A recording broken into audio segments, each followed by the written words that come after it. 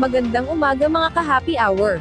Narito ang mga balita para sa MBC TV Network News Update 9 AM edition. MMDA Rescue Equipment, all set na sakaling maapektuhan ng bagyo ang NCR.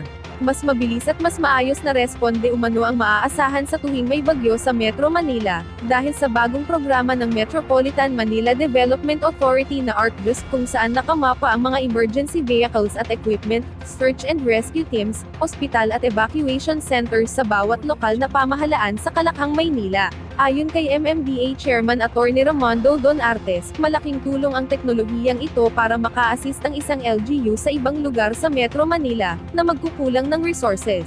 Madali ring matutukoy kung saan ang pinakamalapit na rescue post kung may report na nangangailangan ng tulong o responde. Ininspeksyon din ni Atty. Artes at MMDA General Manager Undersecretary Procopio Lipa na ang mga nakahanda at naka-preposition na emergency response equipment ng ahensya para sa bagyong Pepito. Kabilang na ang 2 aluminum boats, 4 na rubber boats na pinaandar ng makina, 5,000 life vests, solar-powered water purifiers, clearing equipment gaya ng mga chainsaw at rotary saw, at modular tents. Handa na rin ang mga ambulansya, tow trucks, rapid response vehicle, at military truck ng ahensya sakaling kailanganin. Fully operational at nasa good running condition ang 71 pumping stations na ino-operate at minamaintain ng ahensya. Nanawagan si Atty. Artes ng pakikipagtulungan ng mamamayan sa tuwing may kalamidad, partikular sa pagsunod sa utos ng mga awtoridad sa paglikas. Samantala, PBBM, ikinalungkot ang naitalang casualty sa bagyong Pepito. Ikinalungkot ni Pangulong Ferdinand Marcos Jr. na mayroong naitalang casualty, dahil sa bagyong Pepito sa Camarines Norte. Sinabi ng Pangulo na nakalulungkot ito, dahil para sa kanya ang isang bilang na namatay ay hindi pa rin maganda.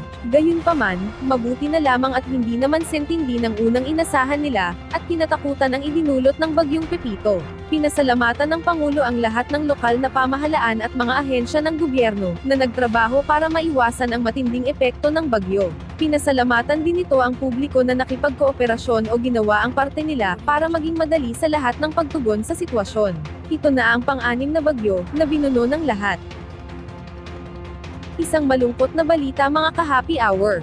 Mercy Sunot ng Aegis, pumanaw na matapos makipaglaban sa cancer. Pumanaw na ang miyembro ng Aegis Band na si Mercy Sunot, matapos ang kanyang pakikipaglaban sa lung cancer, at siya ay 48 years old. Nagluluksa ngayon ang buong entertainment industry dahil sa pagyaon ni Mercy, na talaga namang ikinabigla ng kanyang mga supporters at kaibigan sa entertainment industry. Kinumpirma ng mga kabanda ng biriterang singer ang malungkot na balita, sa pamamagitan ng official Facebook page ng Aegis Band. Sa ginawa niyang TikTok video, sinabi niyang naging matagumpay naman ang ginawang operasyon sa kanya kamakailan, dahil sa breast at lung cancer. Isa si Mercy sa nagbigay boses sa mga kantang Halik, Luha, Sayang na Sayang, at marami pang iba. At yan ang mga balita para sa MBC TV Network News Update 9 AM edition. Abangan ang mga susunod na balitaan mamaya, para sa 10 AM edition.